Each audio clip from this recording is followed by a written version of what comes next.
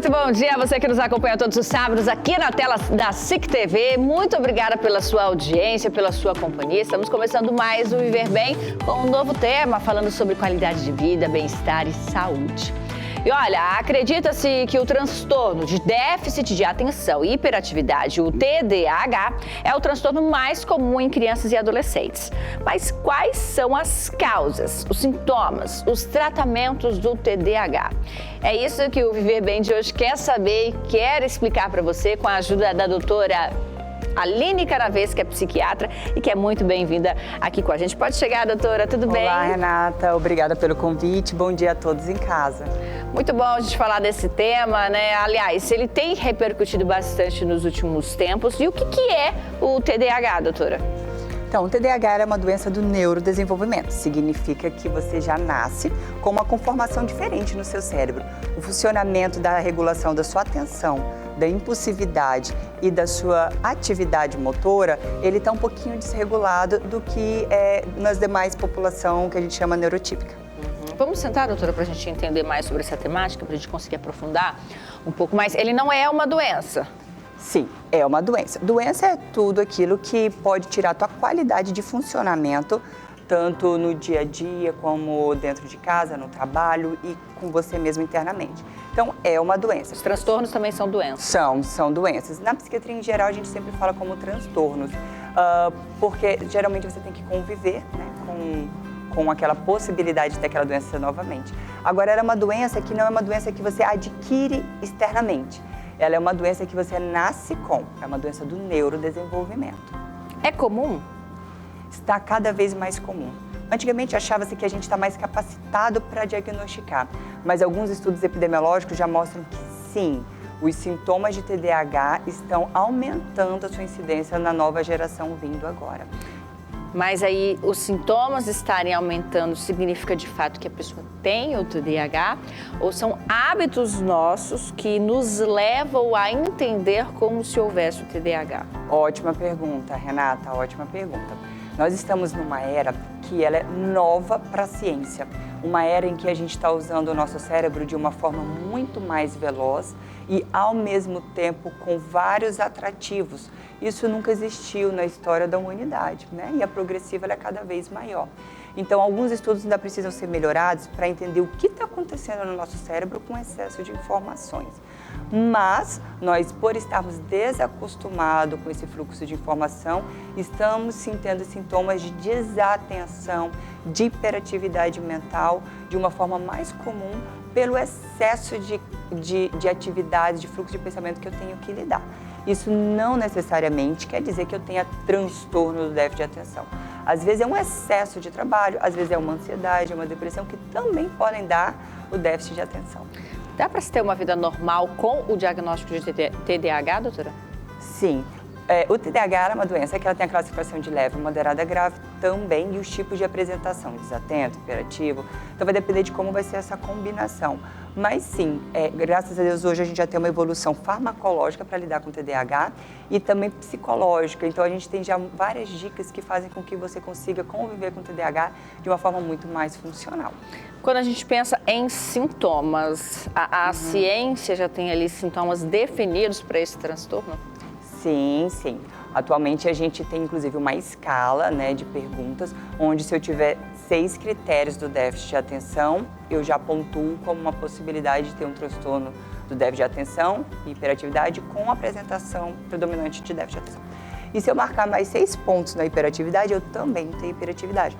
Porque eu posso ter só um e não ter o outro, Renata. Então eu posso ser só déficit de atenção ou eu posso ser só hiperativo, depender muito da minha idade e do grau de complexidade em que eu vivo. Mas sim, nós já temos alguns sintomas definidos. Por exemplo, não conseguir manter a atenção em atividades que exigem uma concentração mental por períodos prolongados, eu ter uma dificuldade em guardar lembranças, memórias, no dia a dia alguém um pouco mais desastrado, é alguém que no seu dia a dia pode acabar, uma pessoa está conversando com você e você quer prestar atenção na pessoa, mas sua cabeça está longe, você não consegue manter o foco por um tempo adequado e causando prejuízos no seu dia a dia. para que de fato seja enquadrado como TDAH dentro dessa escala de sintomas, esses sintomas eles devem ser percebidos por quanto tempo? Não só por quanto tempo, mas há quanto tempo também seria uma pergunta interessante. Porque o TDAH ele não se define apenas por eu sinto isso há 6 meses, 1 ano, eu já sou TDAH.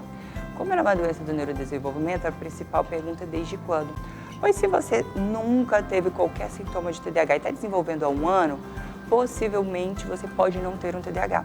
Porque o verdadeiro TDAH é desde a infância, você já tem alguns prejuízos. Às vezes imperceptíveis, às vezes a mãe não lembrava ou a mãe não percebia. Isso pode acontecer, mas é desde a infância. O que acontece é que às vezes você está num trabalho confortável que não te exige atenção, você não vai ter sintomas. Depois você entra num trabalho, num estudo que te exige muita atenção, você volta a ter um sintoma. Então nem sempre ele é tão constante. Por exemplo, então, o adulto, ele não desenvolve o TDAH, ou nasce com TDAH, ou na vida adulta já podem ser outros fatores que levam a essa desatenção. Isso, Renata. O que acontece? O que também em alguns casos que tem o diagnóstico só na vida adulta, o que acontece? Às vezes ele sempre foi um TDAH do tipo leve e somente agora na vida adulta, com o aumento da demanda, é que ele começa a ter prejuízo. E aí sim, ele pode ser diagnosticado sim como um TDAH só na vida adulta, porque antes ele achava que era a forma dele de ser. Uhum. Mas você já até comentou, já até comentou um pouco antes, né, mais no início, essa questão de hábitos e da nossa forma de viver hoje. A gente está mais imediatista, a gente quer consumir ali informações de forma mais breve, mais rápida, mais objetiva. Não há uma certa banalização desse diagnóstico diante do nosso modo de viver hoje? E até porque exige-se um acompanhamento desses sintomas da infância para a vida adulta? Sim, também ótima observação, Renata. Sim, nós estamos no mundo do imediatismo, então a gente parar para se entender está cada vez mais difícil e às vezes até mais banal. Então, muitas pessoas querem pegar a sua desatenção e já dar o diagnóstico de TDAH, tratar com remédio e pronto. E muitas vezes isso você está fazendo algo que a conta vai vir no final. Muitos pacientes que se alegam ou acham que têm um TDAH não são TDAH. Eles podem estar com um problema tanto de um enfrentamento de um trauma, quanto um problema de ansiedade não resolvido, um problema de depressão não resolvido. E aí, quando você usa os remédios do TDAH, até melhora inicialmente, mas pode piorar posteriormente. Então, sim, com excesso de informações, muitas pessoas estão com desatenção e acham que tem TDAH. Muito bom, a gente entendeu um pouquinho mais sobre esse tema, então você de casa, continue com a gente, a pausa é bem breve, não saia daí.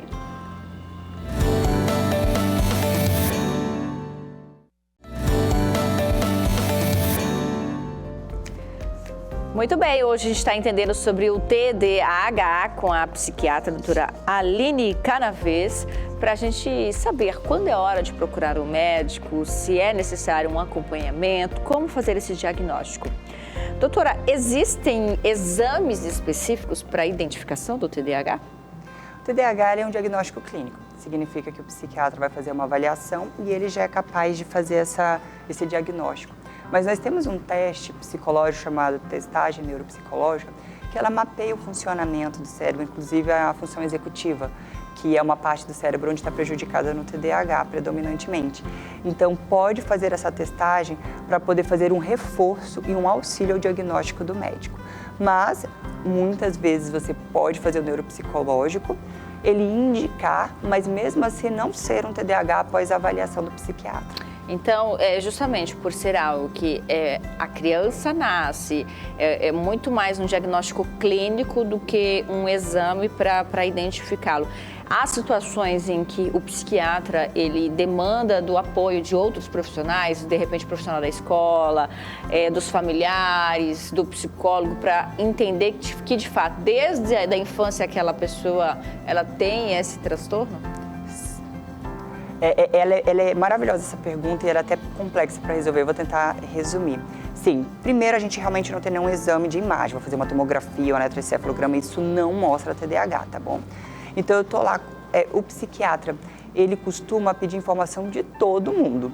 Então, provavelmente num transtorno de déficit de atenção e investigação vai ter relatório da escola, da pedagoga, da psicóloga, de dentro de casa, da avó.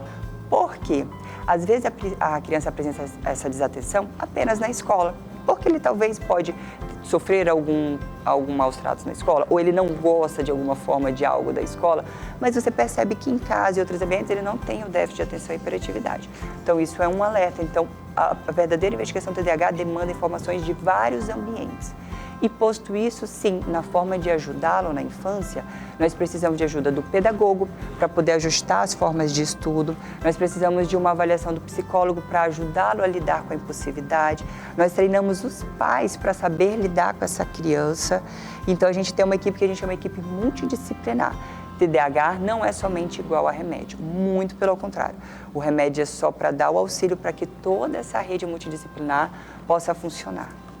E nós fomos até a Escola Municipal Antônio Ferreira para conhecer o Leonardo, de 7 anos, que tem TDAH, e também conhecer um pouco da rotina dele. Eu sou Fernanda Pereira da Silva, mãe do Leonardo Pereira Rodrigues, diagnosticado com TDAH. Mas o que seria de fato o TDAH?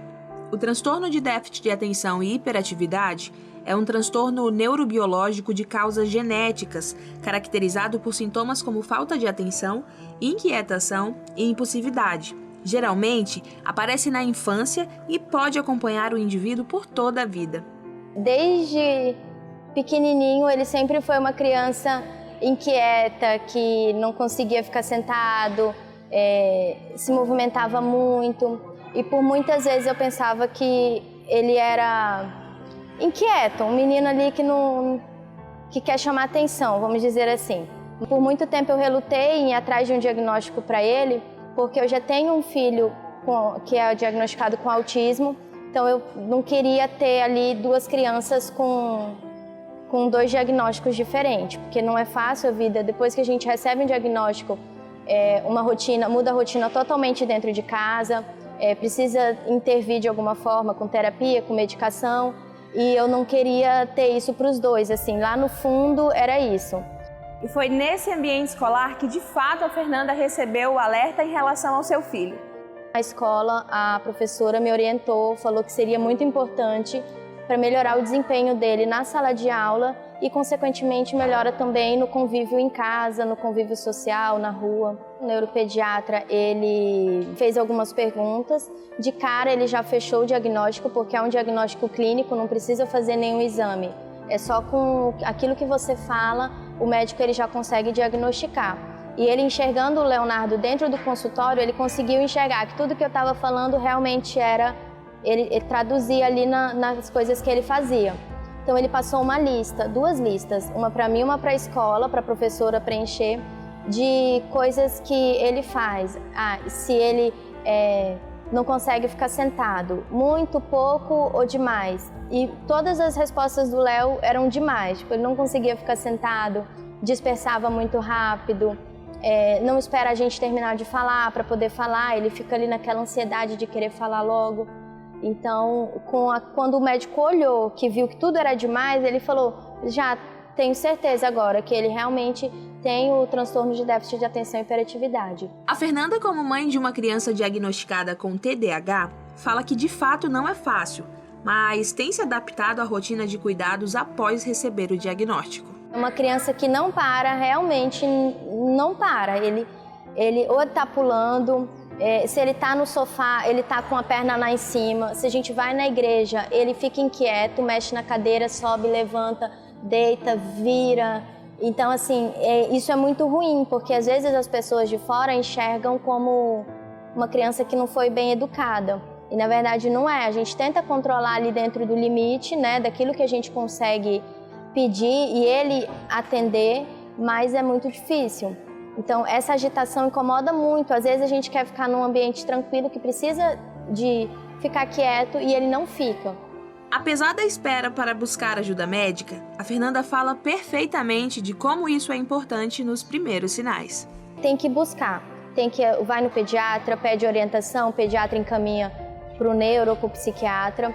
E a partir desse diagnóstico você consegue até entender algumas atitudes, algumas situações, algumas algumas coisas que você pensava que talvez fosse uma falha na educação da mãe, de ensinar o filho, e na verdade não é. É uma coisa que ele não consegue lidar e que ele não consegue controlar. Então isso alivia muito também para o lado dele, porque eles sofrem também de sempre estar sendo chamada atenção, sempre estar sendo chamada atenção, de não ser compreendido. Então a partir do momento que ele tem o diagnóstico, ele é compreendido e eu acho que tudo flui para um caminho de que funcione melhor e ele leve uma vida mais leve.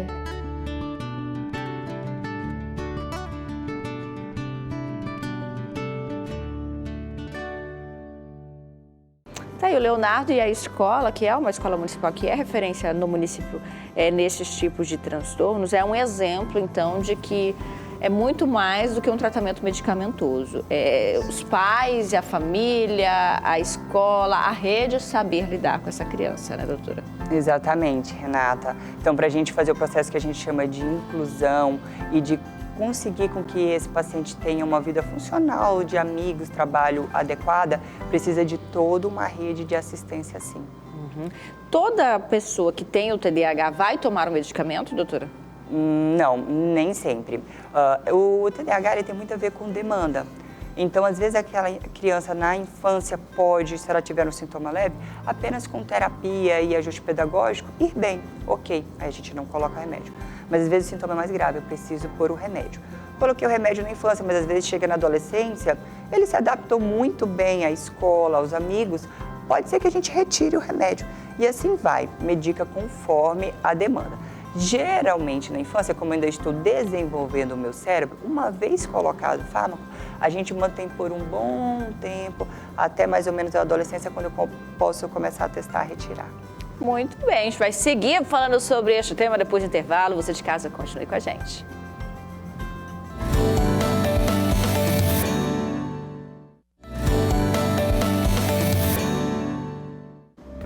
E a gente segue falando sobre TDAH aqui no Viver Bem, hoje recebendo a doutora Aline Canaves, que é psiquiatra, para a gente entender o transtorno, saber quando é hora de buscar auxílio médico, a necessidade de medicamento ou não. Até conversava com a doutora aqui no intervalo, já que a gente falou sobre medicamento, se existe uma cura para a doença. Se a criança tiver esse apoio na infância, tiver o acompanhamento e o tratamento medicamentoso, ela cura ou ela consegue reduzir os impactos do TDAH porque ela aprende estratégias para viver com ele? Exatamente isso. As doenças do neurodesenvolvimento, elas não têm cura, mas ela tem um ótimo controle dos sintomas, né? A adaptação daquele organismo àquela forma de funcionamento cerebral. Então, às vezes, acontece na vida adulta um TDAH que na infância tratou, não precisar do fármaco, porque ele aprendeu técnicas de lidar com a impulsividade dele com as técnicas do psicólogo, aprendeu técnicas de estudo e memorização com as técnicas que a pedagoga passou a ele. Então, tem várias formas de conseguir entrar em harmonia, em negociação com essa doença na vida adulta, sem necessariamente precisar do remédio. E se não tratado na infância, doutora, aquela criança que não teve esse acompanhamento, o pai de repente não conseguiu ali sentir que havia essa necessidade, isso pode atrapalhar, por exemplo, no desenvolvimento da criança, tanto escolar quanto social? Totalmente, Renata, exatamente. O que acontece além da piora do TDAH, então ele vai chegar na vida adulta sem condições de ter treinado a forma de lidar com o TDAH dele, ele vai ter na vida adulta provavelmente muitas consequências. Então, primeiro, geralmente o TDAH da infância não tratado, não observado, é aquele que é falado, aquele menino avoadinho, aquele menino que é burrinho, ele não dá conta mesmo. Isso vai minando durante a adolescência a autoestima desse adolescente, criando nele um reforço de que ele não é capaz. Então, ele pode optar por empregos que não exijam tanto esforço mental, porque ele acha que ele não é capaz. Com isso, ele pode ter profissões que nem sempre é a que ele sonhou e ele pode ter uma rede de catástrofes, podemos assim dizer, ou de más desfecho, porque ele não recebeu essa assistência. Uhum. E, doutora, agora eu acho que é um desafio também para pais a boa convivência e a inserção dessa criança, principalmente com a hiperatividade em sociedade. Como que o pai, como que a criança, como conviver em sociedade com uma criança hiperativa, se há um hábito, um equívoco, né, de muitas pessoas em julgar, se o pai não tá, se o pai está passando a mão na cabeça, não consegue educar, como lidar com isso? Como eu gosto de falar, antes de tudo, do que medicar e diagnosticar, é entender, né? Entender que é um ser. Ele não é um diagnóstico, aquela criança, ele é um ser. Com as qualidades dele, com alguns déficits dele. Então, acima de tudo, eu gosto muito de treinar os pais a conhecerem a criança dele, né? Por inteiro. Então, eu sei que ele não sabe lidar com grandes estímulos, em que ele não vai conseguir controlar a impulsividade dele. Eu já vou preparada para aquilo, para o meu filho. Então, talvez eu já vou com um tempo combinado, com um timer combinado, que após aquilo a gente vai para casa, porque depois de um tempo ela estressa, então lidar com a impulsividade dele piora.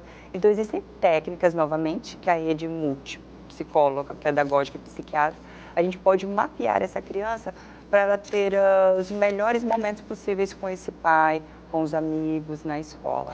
Esses sinais, eles podem aparecer ainda de muito pequenos, porque a criança tem uma fase ali ainda na primeira infância, da birra e tudo mais. Sim. Tem como identificar nessa fase, por exemplo, que aquela birra ela já é excessiva e pode ser, na verdade, TDAH e não apenas uma fase de birra? Não é tão comum, não é tão assim fácil essa distinção. Então, por isso que as primeiras consultas psiquiátricas demoram, às vezes, horas para eu entender até quando realmente é um problema comportamental pela educação. Podem ser outras doenças, como o próprio autismo, algumas outras doenças neurológicas, algumas convulsões. Podem ter algum comportamento que pode ser entendido como birra, mas o TDAH bem pequenininho é aquela criança que toda vez que você pede para ele controlar o impulso dele, ele não dá conta. E aí você acha que ele é mal educado, mas não é. Então, por exemplo, filho, vem aqui, senta na mesa, eu preciso que você coma rápido porque a mamãe precisa sair. E ele não consegue sentar. E ele vai correr, e a mãe vai correr atrás dele, e ela pensa que ele é uma criança que não a obedece. Então, aquelas crianças pequenininhas, que você dá um comando e ele tem muita dificuldade de seguir esse comando pela impulsividade e hiperatividade, pode sugerir um TDAH. Existem fatores de risco, doutora, a exemplo de hereditariedade? O TDAH, dentre as doenças psiquiátricas da infância, ela é uma com a maior carga de hereditariedade, palavrinha difícil, hein? Então, sim, ela tem uma composição genética importantíssima, de 70% a 90%. Então, geralmente, quando eu diagnostico a criança, eu acabo também diagnosticando um pai, uma mãe, uma avó, um outro primo. E também outros estudos também mostraram como algumas infecções durante a gravidez, uso de cigarros, alguns outros fatores que podem trazer um neurodesenvolvimento para o TDAH. Então, qual seria a sua dica para que mães e pais consigam acompanhar esse processo de desenvolvimento da criança na infância, para quem sabe realizar esse diagnóstico, quando de fato devo levar o meu filho a um especialista? E qual caminho ele vai percorrer? É o pediatra que vai encaminhar para o psiquiatra? Como é que é esse caminho? Sim, o que é interessante é a gente se informar, como já está acontecendo aqui hoje no Viver Bem, entender quais são os sintomas para eu poder ficar em alerta. Com isso, eu posso discutir primeiramente com o pediatra do meu filho e fazer uma avaliação, um acompanhamento, o pediatra também vendo que tem uma hiperatividade, uma dificuldade com impulsividade, levá-lo a um psiquiatra para fazer essa avaliação e de lá ele encaminha para um psicólogo, um pedagogo. Assim como a gente já falou que há uma certa banalização também do TDAH, nesta banalização, em muitos casos, pode haver o uso indiscriminado do medicamento para tratamento do TDAH, que em alguns casos pode não existir. O uso desses medicamentos, ele pode trazer consequências quando de fato ele não é recomendado para aquela pessoa? Sim. Quando o uso é um uso indevido, pode ter, sim, tanto prejuízo pelo próprio uso da molécula, do fármaco, no neurodesenvolvimento dessa criança, quando que eu já classifico precocemente que é um TDAH e dou o remédio, eu deixo de trabalhar outras causas. Às vezes é um problema de relação criança-mãe, criança-pai. Às vezes é algo que a criança passou, um trauma, e aí ela começou a mudar o comportamento dela, e ela não fala para você, você já classifica como TDAH, e você não possibilitou entendê-la e, quem sabe, acessar esse trauma e ter dado um suporte. Então, sim, tanto pelo uso da molécula indevidamente, quando ela não é recomendada, ou por eu não entender a verdadeira causa, dar suporte para a verdadeira causa, eu posso ter consequências negativas. Doutora, quem quiser saber mais sobre este assunto ou outros assuntos relacionados aí à mente, qualidade do sono e tudo mais, como que pode te encontrar? Então você pode me encontrar tanto pelo Google, Aline Canavez, pelo Instagram, meu Instagram é Psiquiatra Rondônia. Lá tem o link para poder fazer o agendamento. A clínica em que eu atendo é a Clínica Humaniter, em frente ao restaurante Quintal, na Rua Euclides da Cunha 2151. E estou sempre à disposição para poder ajudá-los. Agradecer também a Celibras por nos ajudar a levar este tema a todos os públicos. É muito importante a gente trazer informação clara, objetiva para todo mundo. E agradecer a você de casa que mais uma vez esteve aqui conosco e que segue a programação da SIC TV. Ótimo final de semana, aproveite bem. Sábado que vem nós estamos de volta. Tchau, gente!